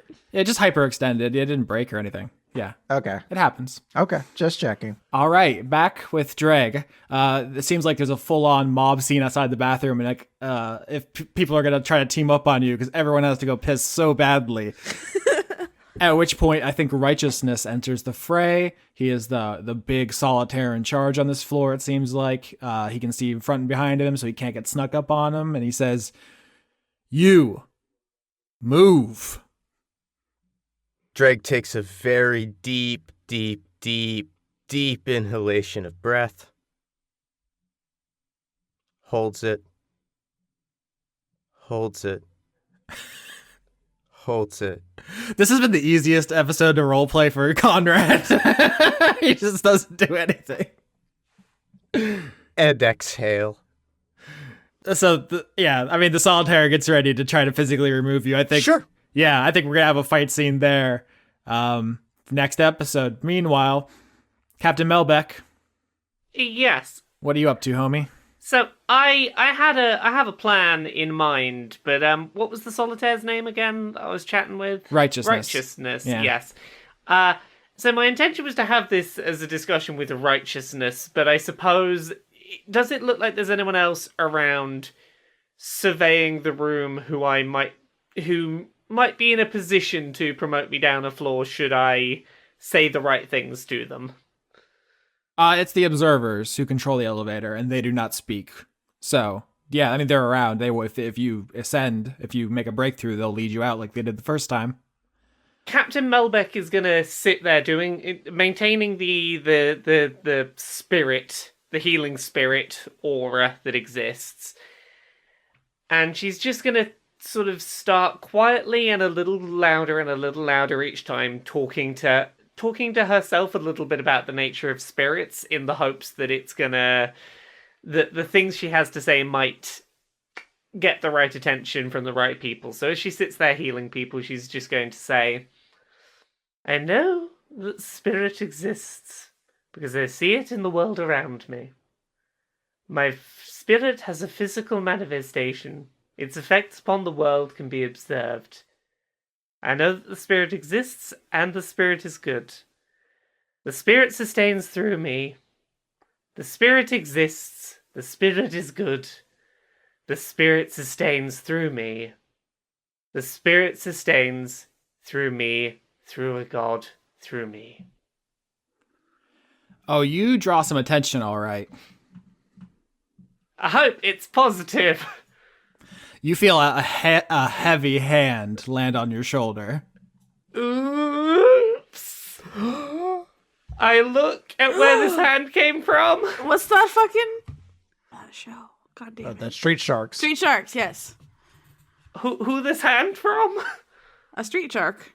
You turn and look back, and you see a familiar face. It is Elizabeth Bohr. I apologize. I'm going to need a reminder who that is.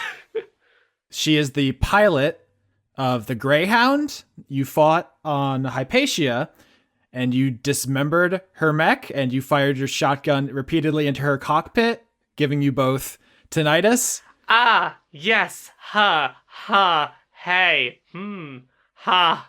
She is a tiger shark, Kuatoa, which is a anthropomorphic fish person, and she has just a mouth blender of teeth. There are actually two different kinds of tiger sharks. There's tiger sharks and sand tiger sharks. I highly recommend Googling sand tiger shark, because that's what she is. You think, oh, those are just very similar. One lives in the sand or something. No, they're actually not even closely related, apparently. Sand tiger sharks' mouths, they're like Aww. H.R. Geiger-esque, and that's what's smiling down at you as you have drawn her attention. Okay, can I roll insight to find out whether she has come over to me with, like, whether this is angry or just curious, I guess? I feel like these sharks are supposed to be scary looking, but they just look kind of dopey, and it's really cute. I'm trying to bring body horror, and Lauren's like, I want to boop that snoot. I got a 10 on insight. Is that insightful enough, or? Yeah, Conrad just put a picture of look how many motherfucking teeth it has. Oh, of course you choose the scariest picture. That is a lot of teeth. I picked the seed appropriate picture. Yeah. What's my insight with the 10? What do I know? She like leans down next to you, her murderer's row of teeth shining in the lights of the meditation room, and she smiles and she says, "What's brought you here, sister?" A desire to use my powers for things other than giving people tinnitus.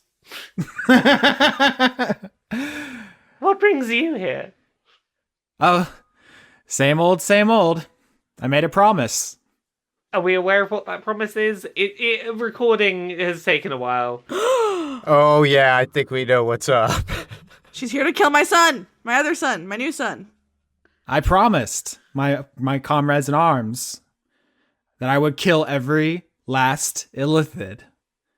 Okay, I don't know what that has to do with being here. Yes, you do. The Soul Embassy has more leaks than a rotten old dinghy, and Invicta has ears at everyone. I have no idea what you're on about, because clearly you wouldn't be here if it wasn't for personal growth. I'm sure of that. She just smiles a toothy grin and like releases your shoulder and walks away. And she says, I guess we'll find out what each of us is here for. And who gets to the elevator first. Good luck reaching universal enlightenment. She stops, turns back, and says, do you even know what that means? I know that there's the vague concept of recognizing the universe as a creation. I understand that there is understanding the way the universe acts in physical ways, in moral ways. Forget all that mumbo jumbo hippy dippy horse shit. No, there's a specific password for the elevator. It's you have to figure out. I don't know how much I have to explain to you. Do you hippos know about the world and the forms and all that? I know a little. I know that the gods were the forms, and were pure extensions of the forms that couldn't die. Basically, the gods were force people that never died, I think. Something like that. I mean, that part doesn't matter. The important thing is that the world has the perfect form of everything. There is love and there is hate and there is war. There's one of everything, and they're out there. And normally they don't affect us directly, but occasionally one of them crosses over into our reality. And your point being? That's the password for the elevator. What, password itself? No. Whatever form is currently intersecting with the world. Oh, I see. So, what you're telling me is that the password isn't just the word password because that's the purest form of password. It could be. I don't know. We have to meditate on it, apparently. Okay. Thank you. Good luck with your meditation. Same to you. This is gonna sound like a Buck Wild sentence, but I have a sentence I want to say to you, Austin. Uh-oh. Can I roll insight to get insight into the state of the world itself? Can I roll insight to be like, Whoa. hey, what's existence doing? What word would I use to sum up existence these days? Like, that's literally what they're asking you to do, so that's not even a crazy thing to say. It would just take a while, and maybe next episode we'll actually try that. That's a legitimate thing to try. I suppose the question is if I insight roll that and just throw a couple of spirit rolls in to expedite the process, is that a valid form of option? It might be. Okay. In the meantime, as Dregg prepares to fight righteousness in the bathroom, and Captain Melbeck prepares to meditate on the state of the universe to try to take an elevator down to save Subjectivists from getting murdered by Elizabeth, Conduit of Peace, Sasha Grier and Dr. Olivia Adler are walking across the beach when in the distance they see something streak down out of the sky, a fireball. There it is. In a trail of smoke as it slams screaming into the ground and creates the huge flame that you saw in the goggles. I'm going after it. Sasha runs towards the fire. Yeah, I will cautiously approach. Not like I'm running along, but I'm not going to like get too close to the flames. Sasha, you get to the fire first because you ran ahead. You see that it is a burning spaceship. Oh, fuck. Is it real or is it an illusion? It appears to be the USS Stone Root, and it is on fire, and there is screaming inside. Oh. How do you put out fires? Oh, you could cover it with sand because you're on a beach.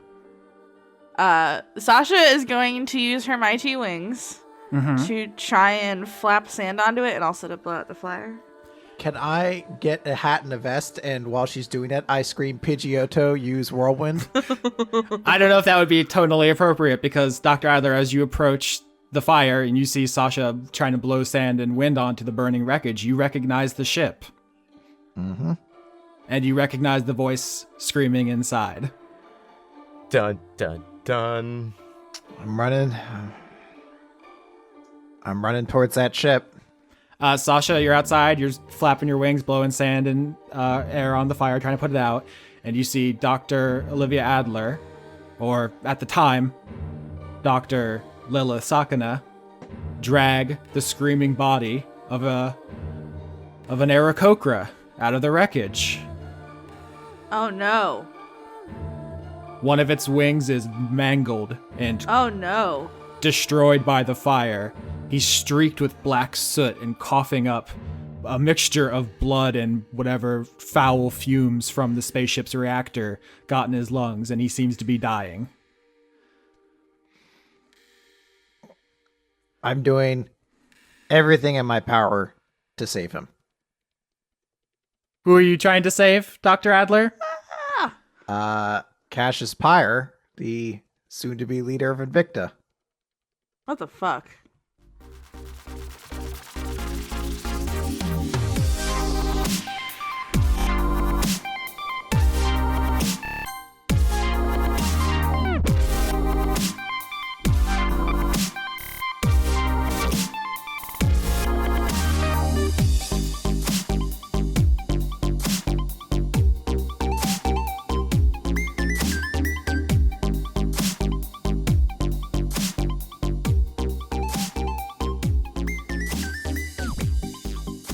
Hello. I'm sorry, what? Hello. Credits Gov. Is that the mood for 2019?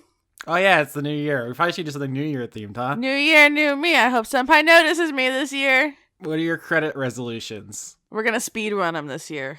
We're totally gonna do it. We're gonna streamline this thing. You get it under 20 minutes? Yes. Maybe not. That's a lot of credits.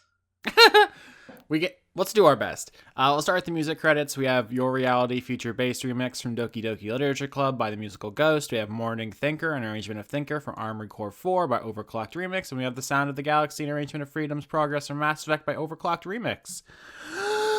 I did that in one breath. Wow, I'm impressed. Also, all the links to the musics are in the notes, like in the description. So if you want to check that stuff out, it's there. I mean, it couldn't hurt. Just look at it. Austin's very thorough with his links. Also, there's going to be sketch music because he did music for the one shot, which is going to be the first episode that goes up with these credits. So sketch.music.sketch.com or it's in there. Bandcamp.sketch.bandcamp.band.camp. You can find that in the link. He did the music that you probably just heard. Unless this is later into January, then hey, future. Yeah, people. We're back into Markov again. All right, let's start doing names. We already fucked up our resolution. Okay, you start. All right. Okay. Okay. I see what y'all are up to. First, we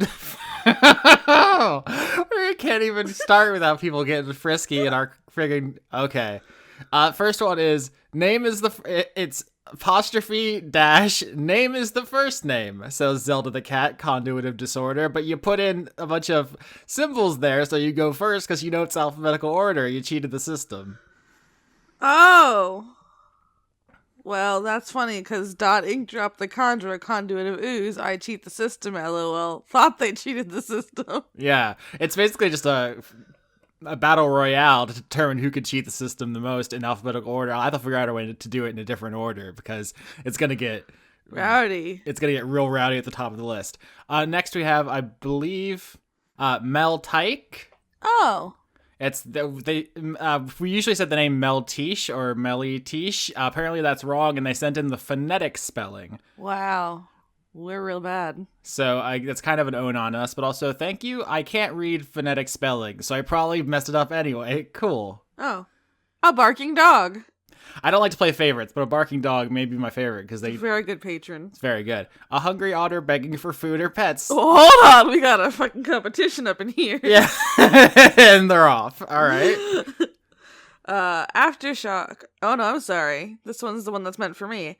A mountain biking vampire witch from the future. Fuck my pussy with a rake, mom. You can't. Okay, I know that's a reference. That's the quote. That's the full quote. I know.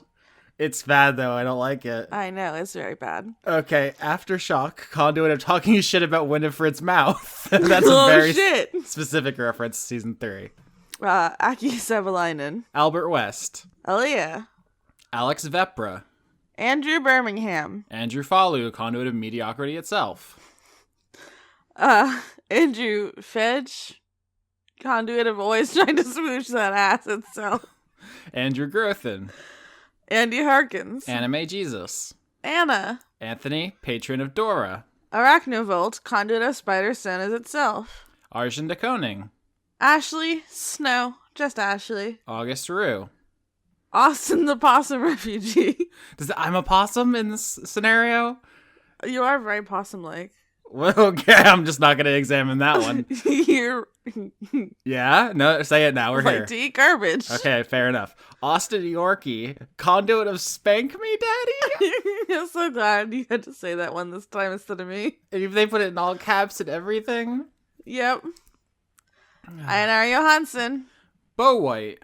B. Ray Echo. Brady, conduit of successful murder and stealing identities. Brady, you've escalated. Brady, no! No. And the next one. Brady, conduit of failed murder. Oh, shit. The Bradys are at it again. We have ourselves a classic situation, and we don't know which one's the real Brady, and we have to shoot one of them. Oh, no. Brendan Williams. Brent, Overcomer 2, Overcome Harder, Goatley. Okay, it's the sequel to... Okay, I got it. Brent, I think they tried to cheat the character limit, so it's all one word. Brent Augustine, conduit of life, the universe, and everything as of January 19th. What's the future? It's only January 6th. I had to look. They know what they're about. Okay, well. Callum, you better not be fronting. I'll eat that entire ass. Turner. Who's fronting? Oh boy. Okay. Cameron Abbas. Carter Rayner. Charlie Chalky. Chris, I resolved to create a funny name walling. Commendable. Christopher Charlo. Chunk Funk. Chunk Funk is very good. Fuck. We should have a podcast where we just rate chonkers. We should read these beforehand. I always feel like I'm walking into a field of rakes. Cody Jackson. Coho Bast. Condiment of cucumber itself. Corum, nefarious conduit of making people recite Jane Austen quotes. Yeah, they got us. Cormac, conduit of same. Same. Counterfeit. Doria Morgendorfer. Dawning Frost. Dennis Bangston. Dennis Pancake Detlefson. Devin, Conduit of Evolution. Dylan L. Door, Conduit of Self-Destruction. That's a big mood. Mm-hmm. Cat. Hold on, there's a cat. Aw. Banana. She's not allowed to be here unless she pays $5. Dora. Oh, I'm sorry. Dora did nothing wrong. Agreed. Debatable. Dr. Tao. Dr. Goatman. Dr. Isix. Dragon in the server room. Drakengard 4, No Ways Return, 2019 by Yoko Taro, Conduit of Yoko Taro. Dylan. Ecorin. Elderly Goose. Conduit of Never Finishing Sen. Nice. Eleanor Nonante sees Periton. Aline, 20 by teen. Let's go. Fuck yeah, that's the mood for 2019. Yeah, you really wanted to read that one specifically, I bet. Yeah, I didn't know it was there, but now I'm glad. Emma thinks about moose every day. Oh, Good, same. thank you. Indigo Vandane. Erwin Lelagadek. Words. Ethan Lawrence. Extellaris. Florian H. Francisco Arias Guayamares. God, I probably Francois V. messed that one up, huh? Yeah, but it's okay. Garrett and Mackenzie. Grimlock. Grinning Isaac. Conduit of sad laughter. Uh-oh. Happy New Yam. Nice. Yam, Nice. killing it as always. Harley Astor. Harrison Andrew. Hedron Master. Help, I donated to your Patreon and all I got was a stupid joke name. Hey, listen, some people really like this bit. I've heard people say this is the best part of the show. Really? Yes, I read that earlier today. In fact, Highway to Mel. I love that one. How do I make friend regards Conduit of Social Faux Pas? Bitch, I don't know. Probably not by asking in credits of a D&D podcast, honestly. I read a Zondra light novel and transformed into a patron. I won't read this name. They tricked you. They got me. Yeah. This is just a Chance the Rapper lyric. I'm so high, me and God dappin'. It's from No Problem by Chance the Rapper, coloring book, album of the year, 2017. Ian Morgan. She didn't even respond to my whole thing there. Ingmar Gremin. Gotcha. Isaac _ Happy New Year, guys. Gabble, gabble, gabble. Gavel, gavel, gavel. It's dawn, baby. Baby. I feel like It's Janiac's hatching day. Worship her or be flogged. okay, between the one that's just a straight up threat and the one that makes it sound like we're in a DJ Khaled song, I definitely prefer "It's Dawn, Baby" to "Worship Her or Be Flogged."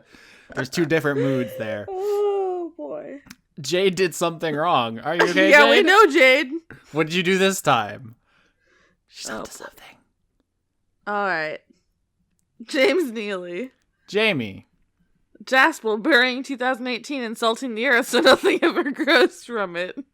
A reasonable response. J. Logan, conduit of Conduit. Oh my god, I can't believe you drew attention to it. I say conduit 150 times every week. Conduit. Kwanzaa wit. Conduit of queerness itself. Jayish Wizard, the Wizard of J. Mm-hmm. Jealous Goddess cosplay. Jeff Clark. Jen. Jerry, big mood, same small marshmallow, nut, flowers. Is that just a collection of your catchphrases? Oh man, like do I say marshmallow? I do love marshmallows a lot though, like an unreasonable amount, so. Uh-huh. John Kerry. John Potts. John Barnett. Joseph Tombrello. JP Green. Jew Man Jack Frost. Julian Phillips. Just imagine a sad owl. No, I like when they're Happy. just a jester. Justin Conduit of Oh Daddy 2019, please being gentles with me. I'm so glad you had to read that. Also, someone's definitely gonna rip that and then just have that audio and you just have to live with that. Oh no, if you do that, send me money. You definitely have to Venmo her if you resave that audio. Caster UK. Kate, Conduit of Instant Regret. Yeah, Kiefer Lowe.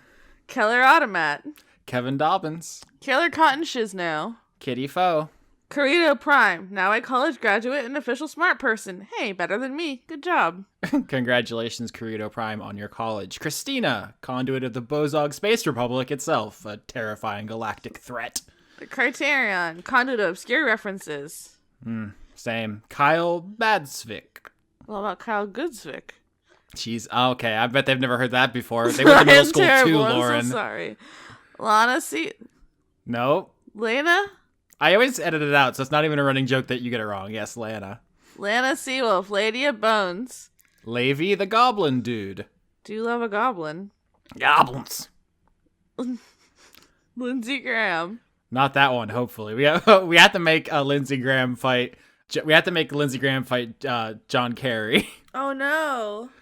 Logion, Conduit of Fatigue. That's Austin. Yeah. You very tired. Wow. Lauren, my resolution is to stop making joke names. Damn it. Kate's. Already failed. Low-key Loki? That's fun. really good. That's very good. Luke Powers. M. Joe. Markov needs pangolins. The Cult of Gorfanax. Master Rank is hiding from Brent. Brent! Oh my god, the story's unfolding. Because all the murders and the failed murders. Uh-huh. Matt Hare, Conduit of Socialist Dancing. Oh, it's the Ocasio-Cortez thing. Oh, yeah. Fucking remember that happened? This That week's was been a long year. Wasn't it? Oh, boy. Yeah. All right. Matthew be there. Matthew be everywhere. Okay, Dr. Seuss. Matthew Schultz. Matthew Eber, Conduit of Community College Film Art Department. Is that an advertisement? What? Get back to us on that, Matthew. Okay. Matthias Lakeets, Conduit of last name Fine, first name Butchered. Is Aw. it not Matthias? I don't know. Or Matthias. Matthias. Matty. I know somebody named Matthias, so I'm going with Matthias. Okay, I mean, that's what okay. Hey. Imagine. Melissa Nielsen. Mary Chrysler. Oh, is that? No, it's Happy Honda Days. Oh my god. We're allowed to say that now. Michael Groman. Michael Hall. Michelle Minkler, second of his name, the unpronounceable chef, etc. Midlife Stasis. Miko from Finland. Miles, why isn't Funky Kong in Smash Smith? That's a really good question. He was added to Tropical Freeze in funky mode. Oh my god. We just got a new Donkey Kong representative in King K. Rool. We can't be greedy. Mistletoe spilling out of every orifice of my body. Okay, you didn't want to respond to my Donkey Kong thing. That's fine. Morgan Rapp. Nathaniel Holman. Nico F. Alvarado. New Year, no credits. You get all the baby voice ones. Nicholas Dominic. It's like they know. Nina Person. That wasn't. I said it like a snake. Yeah, that wasn't you making fun of the name. You literally just saw the second S as it hit you and you flinched. I was like, oh no. Noah Sudret. Notorious Christmas, Conduit of Ho Ho Ho itself. Paul Mullen. Pruitt Holcomb. Puck, Conduit of high key crushing on Austin. Bad idea. Oh heck. No, everyone that has ever done that's been miserable. It's an extreme. Have they? It's an extremely bad time. Is it? Next one. Random, Conduit of Daddy Issues. Oh yeah, that explains some stuff. Razumi Yazura. Richard G. Coles. Robert Dakin. Robert E. Caff Baker. Rulon, the flutinous, tootinous conduit of nitpickery. Oh, is the flute too close to the sun person? Okay. S. Kearney now with added tentacles. Kearney, no, please. Solid child. Salsa condiment of catering and orgy. I feel like someone just painted us a very vivid picture of their weekend. Yeah. Sam Zdanowitz. Scott going to steal names. Scott who stole my name for a joke. Cummings. It's the Scotts and the Brents. We need to get them all in a room. They're so bad. Behave, children. 50 Scotts and 50 Brents parachute onto an island. The last one alive wins. Scotty Vilhard. He's just not responding to any of my provocations. Sean, because it bothers you. Sean Lyons Burke. Sean, the host of Funk Dunk Plays. Self-sustained exo gay reaction. What does that mean? It's like I think it's a chemistry joke. Oh, I don't understand chemistry. Mm-hmm. Simmons, conduit of incorrect pronunciation. Oh, it's incorrect. Are we supposed to say Siemens? We were trying to be good. I was trying to behave. I was trying to not say it because they so clearly want me to. Okay, so we didn't take the bait, and now they're just calling us out for being incorrect. Well, I'm still not going to take it. Shane Sedgwick. Shane Ware, conduit of ethical hedonism itself. Shocking Link. Sir Octopus, conduit of chivalrous cephalopods. He has a monocle, I can tell. And a hat. Sketch.fanclub/sketch. Got a Aw. sketch lover. Sorry, Austin. I was too tired to make a clever name this month. It's okay. It's okay. I'm tired every month. We understand. Sydney Marzing. Sarithus is monkey. I'm proud of you, Cyril. You should say monkey. Tara, Conduit of Ennui. Big same. That penguin who secretly lives in your sock drawer. Gonna pet that guy. The cast of Dungeons the Gathering. The Crocs of God Turbo yeet you.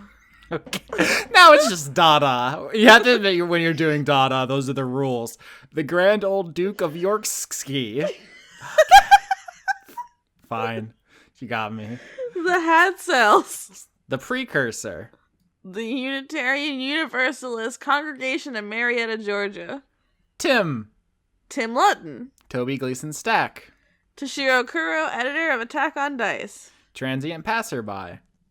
Vinny, conduit of queer fashion itself. Now hold on. You missed Shanus.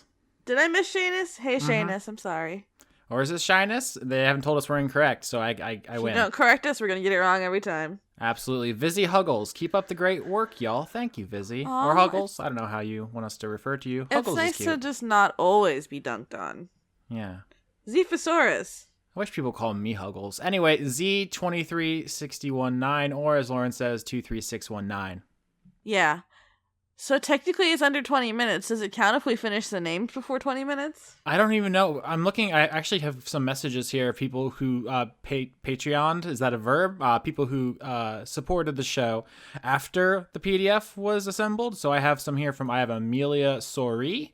I have one from, the Conduit of Booty itself. Oh, shit. Yeah. Do they got the booty? They do. They do. And maybe some other ones that I lost in my emails, but they're coming in pretty constantly. That's great.